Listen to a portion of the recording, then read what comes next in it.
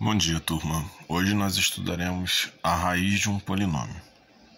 Então, o que a gente chama de raiz? Aqui nós temos um exemplo.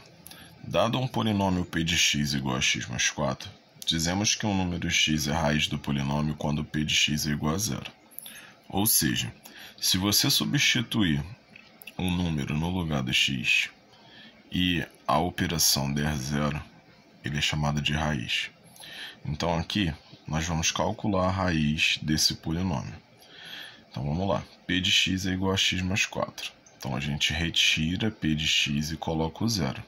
Aqui a gente tem duas possibilidades de fazer isso. Ou a gente bota o zero exatamente aqui na frente, igual está o p de x. Ou a gente já sabendo que vai ser uma equação, a gente coloca o zero na parte de trás, tá? No fim dá a mesma resposta.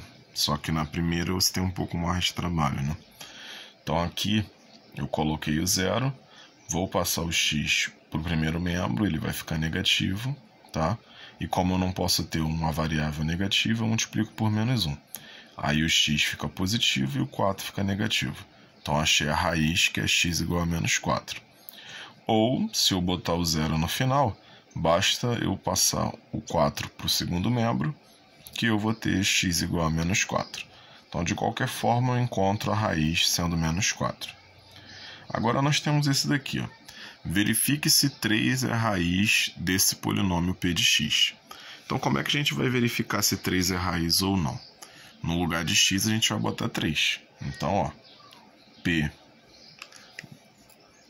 de 3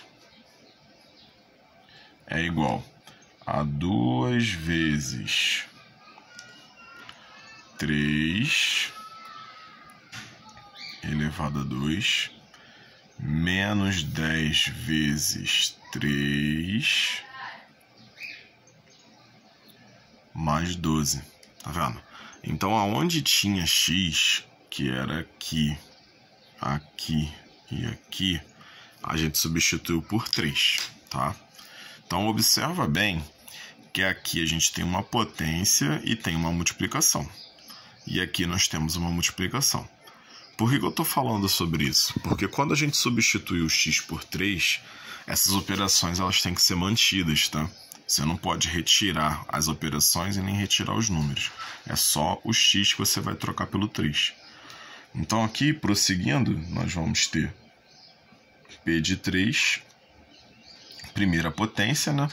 Então, 2 vezes 9 menos 30 mais 12. Então, ó, p de 3 igual a 18 menos 18, que foi isso aqui, né? 18. P de 3 é igual a 0. Então, 3 realmente é raiz desse polinômio. Então, é assim, gente, que a gente verifica se é raiz ou não, tá?